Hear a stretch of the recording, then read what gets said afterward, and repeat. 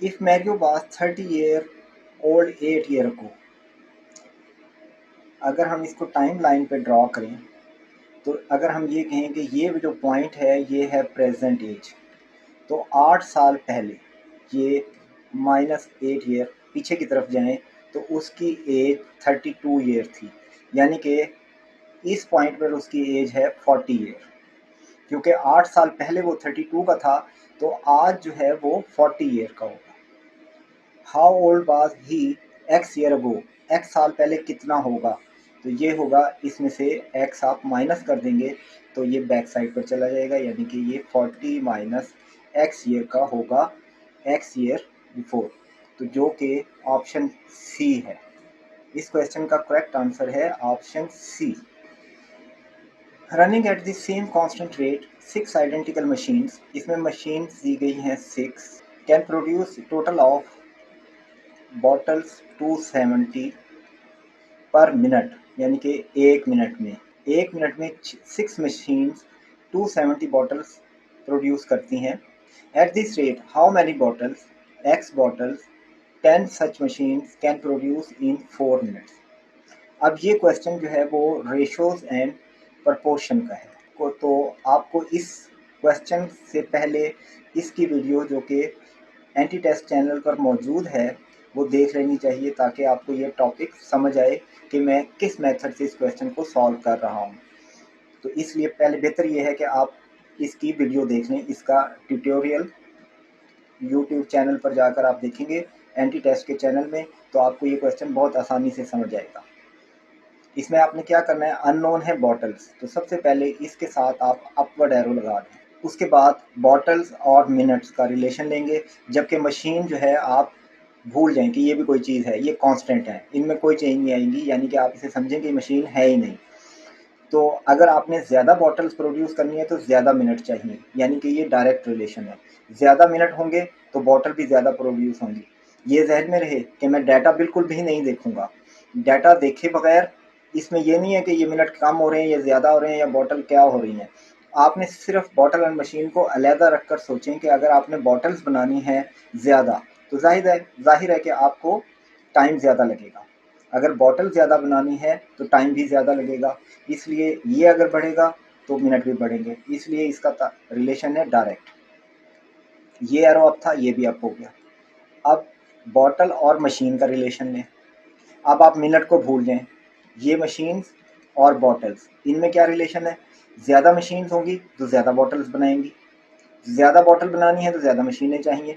Time fix है, time को ना छेड़ें आप, आपने सिर्फ इन दोनों का रिलेशन लेना है। अब तो ये भी डायरेक्ट रिलेशन है, क्योंकि ज़्यादा मशीन्स ज़्यादा बॉटल्स बनाएगी, इसलिए ये एरो अप है तो ये भी अप हो जाएगा। इसके बाद आप इन्हें एरोस की टेल्स को दायरे में कर लें और इनको अरेंज किस तरह करेंगे कि टेल्स वाली चीज़ें ऊपर रख लें। x/270 is equal to 4/1 multiplied by 10/6। अब आप इसको इधर लें तो ये हो जाएगा x is equal to 270 multiplied by 2/3 multiplied by 10। मैंने इसमें से ये 2 और 3 कैंसिल कर दिया, तो अब 31339 ये हो गया 90, और 90 multiplied by 20 is equal to 1800, जो कि ऑप्शन बी में दिया गया है, इसलिए इस क्वेश्चन का करेक्ट आंसर है option B. 3 business partners QRS agree to divide their total profit for a certain year in the ratio 2:5:8 respectively. If Q's share was $4,000, what was the total profit of the business partner for the year? अब ये भी topic जो है वो है ratios का, ratios की मदद से जिसमें हम डिवीज़न करते हैं। और अगर आप YouTube का चैनल पर ये टॉपिक देखेंगे तो इसका नाम होगा share from share. Share from share के टॉपिक के अंदर यही आपको क्वेश्चन के सॉल्व करने का मेथड मिल जाएगा। फ़िलहाल मैं इसको सॉल्व करता हूँ इस तरह से कि जो एंटिटीज़ दी गई हैं वो हैं QRS और इनकी रेशोज़ हैं 258। अब इसमें Q का शेयर है 4000 और Q को 2 शेयर्स मिलने थे, इसका मतलब है 1 शेयर की वैल्यू क्या होगी, 1 share is equal to 4000 over 2, क्योंकि ये 4000 जो अमाउंट दी गई है ये उसके 2 शेयर्स के इक्वल है। तो 2 शेयर का मतलब 4000, then 1 share is equal to $2000। और अब हमने बताना क्या है, टोटल अमाउंट कितनी थी। तो इसमें देखेंगे 2 + 5 + 8, ये टोटल 15 शेयर्स बनते हैं, यानी कि 8 एस को, 5 आर को और क्यू को 2 शेयर, तो टोटल 15 शेयर्स हैं। एक शेयर की वैल्यू 2000 है, तो 15 शेयर की वैल्यू होगी 15 × 2000 और ये इक्वल होगा 30,000 की। तो इसलिए इसका आंसर है $30,000, जो कि ऑप्शन बी में दिया गया है। The restaurant meal cost $35.5 and there was no tax. If the tip was more than 10% but less than 15% of the cost of the meal, then the total amount paid must have been between. इसमें जो value है वो है 35.5।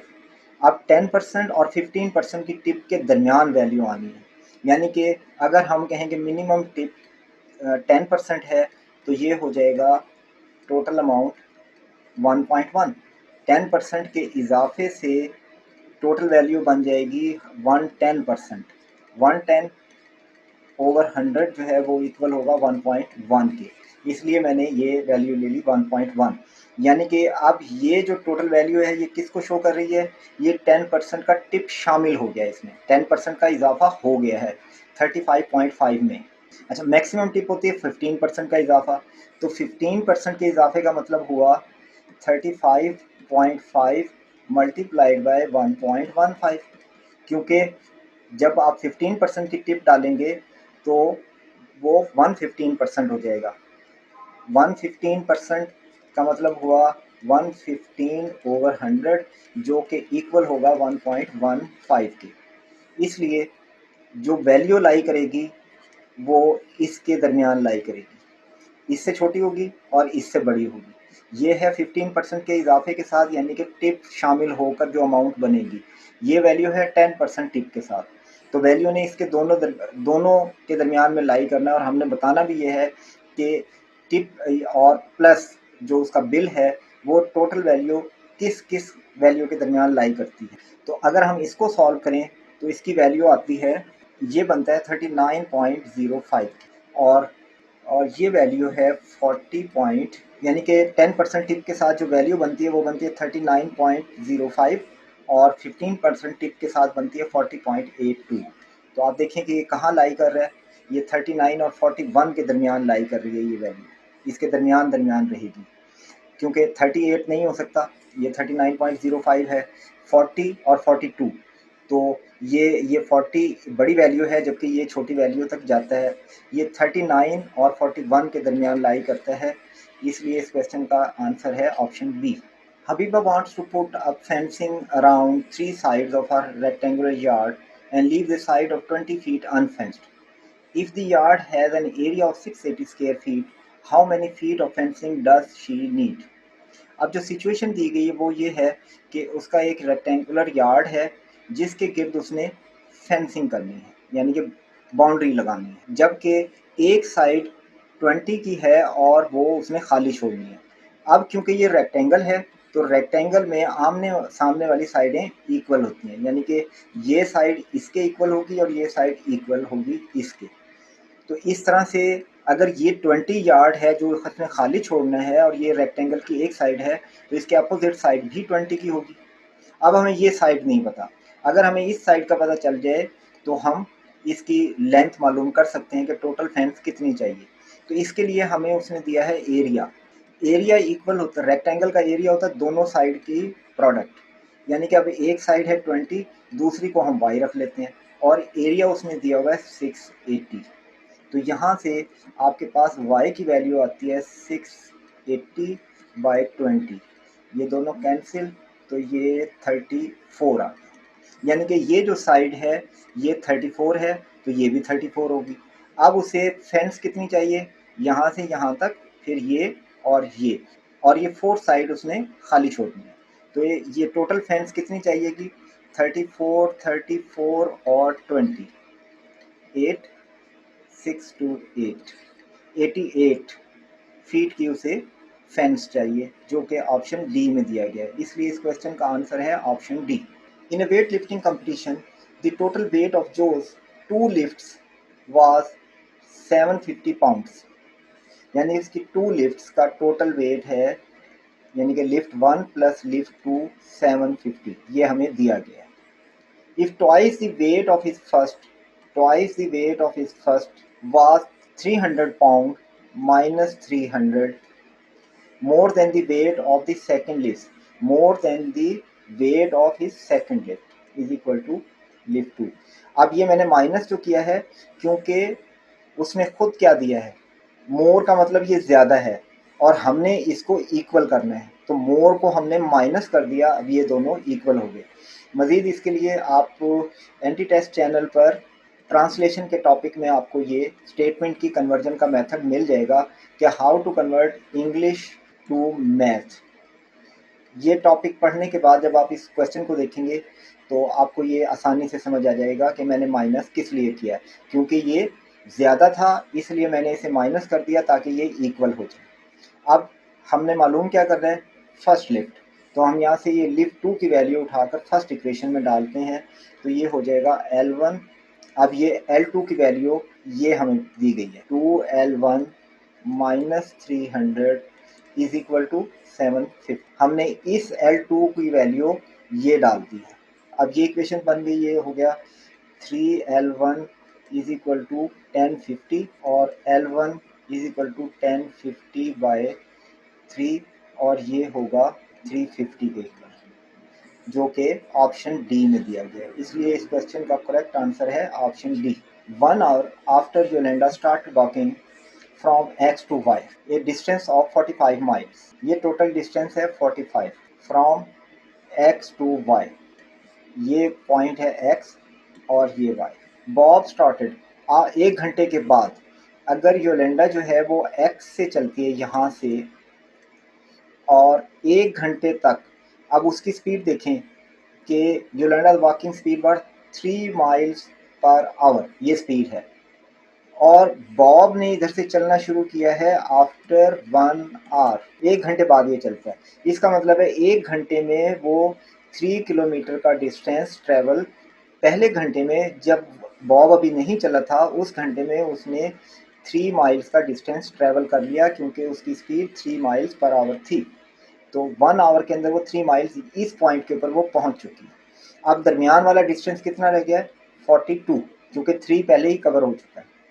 अब इस distance के लिए योलेंडा इधर से इधर आ रही है और बॉब इधर से आ रहा है 4 की स्पीड से और ये 3 की स्पीड, और हमने निकालना है वो पॉइंट जहां पर ये दोनों मीट करेंगे, इस पॉइंट के ऊपर. This is the meeting point. तो इसके लिए आप रेशो का मेथड लगाएं. बॉब का डिस्टेंस बताना है हमने, बॉब कितना चला है यहाँ से यहाँ तक, तो इसके लिए हम कहेंगे कि रेशो लगाएं. टोटल वैल्यू आपके पास है 42 और योलेंडा और बॉब ये 3-4 की रेशो में मूव कर रहे हैं, क्योंकि ये 3 माइल डिस्टेंस ट्रेवल करेगा तो ये 4, ये 6 करेगा तो ये 8, इस तरह से इनकी रेशो 3-4 है. अब हमने बॉब का शेयर बताना है कि बॉब 4 की स्पीड से कितना डिस्टेंस में से शेयर लेता है, तो ये हो जाएगा 4/7 मल्टीप्लाइड बाय 42, ये आ गया 24. यानी कि बॉब 24 माइल्स पर मीट कर जाएगा योलेंडा को, जो कि ऑप्शन ए में दिया गया है. इसलिए इस क्वेश्चन का करेक्ट आंसर है option A. The average arithmetic mean of 6 numbers is 8.5. इसके लिए आप इसे टेबल बना लें या फिर आप बगैर टेबल के कर लें, दोनों तरह से क्वेश्चन हो सकता है. टेबल से ज़रा आसानी हो जाएगी आपको, ताकि आप कोई चीज़ भूल ना जाए. इसलिए ये टेबल बनती है 6 numbers, average is 8.5 and this is equal to 51. 1 number is discarded तो 5 नंबर्स बच गए, एवरेज है 7.3 की. अब 7.3 मल्टीप्लाइड बाई 5, 15 एक हाथ से 36.5, ये आती है 36.5. अब 6 में से 5 नंबर गए तो एक नंबर बच गया जो कि डिस्कार्डेड था, जिसको निकाल दिया गया था. यहाँ x आ गया और जब इन्हें माइनस करेंगे तो आपके पास आएगा 14.5, यानी कि वो जो नंबर निकाला गया था वो 14.5 था, जो कि ऑप्शन सी में दिया गया. A union contract specifies A 6% salary increase plus A $450 bonus for each employ.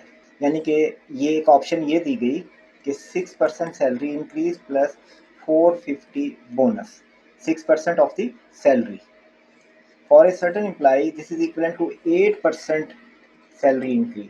उसने कहा कि ये दोनों इक्वल हैं, यानी कि 6% ऑफ सैलरी प्लस 450 इक्वल है 8% ऑफ सैलरी।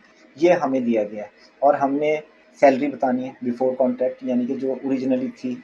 तो हम कहेंगे कि सैलरी का 6% plus 450 is equal to salary का 8%।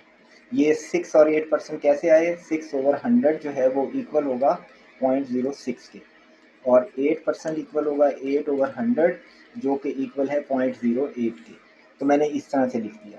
अब ये इधर जाकर माइनस होगा तो ये बचेगा 0.02s इज इक्वल टू 450, और s की वैल्यू आ गई 450/0.02। तो ये वैल्यू बनती है 450, 2 जीरोस लग गए, डिवाइडेड बाय 2, जो बनता है 22,500, जो कि ऑप्शन बी में दिया गया है। इसलिए इस क्वेश्चन का करेक्ट आंसर है option B. Elina purchase brand X pen for $4 a piece and Y brand pens for 2.8 a piece. If Alina purchased a total of 12 of these pens for $42, how many brand X pen did she purchase? इसमें हम कहते हैं कि X pen है, इसमें हम कहते हैं कि X पेन हैं $4 वाले और Y पेन है $2.8 वाले।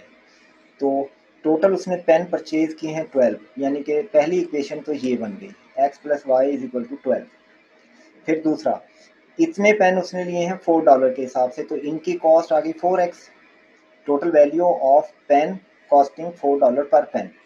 x पेन थे, हर एक की कीमत थी 4, तो टोटल वैल्यू जो उनकी बन गई x वाले ब्रांड की वो 4x हो गई। y की वैल्यू बन गई 2.8 इंटू वाई, यानी कि ये payment for y brand pen था, ये payment for x brand pen है। तो टोटल वैल्यू उसने दी है 42। अब यहाँ से हमने x मालूम करना है, दोनों इक्वेशंस बन चुकी हैं। x मालूम करना है तो यहाँ से y की वैल्यू लें, तो यहाँ से हमारे पास आता है y is equal to 12 minus X. अब ये वैल्यू आप इसमें डाल देंगे तो ये हो जाएगा 4x plus 2.8 into 12 minus X is equal to 42। अब इनको मल्टीप्लाई कर लें तो ये 4x प्लस ये हो गया मल्टीप्लाई होके 33.6 के minus 2.8x is equal to 42। अब इस 4x में से ये माइनस हो गया तो आपके पास बच गया 1.2x, और ये इधर जाकर माइनस हो गया, और ये इधर जाकर माइनस हो गया तो ये बन गया 8.4 के। तो यहाँ से आपके पास इक्वेशन है 1.2x is equal to 8.4, then x is equal to 8.4/1.2, decimal point से डेसिमल पॉइंट ख़त्म, 84/12, और दिस इज इक्वल टू 7, जो कि ऑप्शन डी में दिया गया। इसलिए इस क्वेश्चन का करेक्ट आंसर है ऑप्शन डी।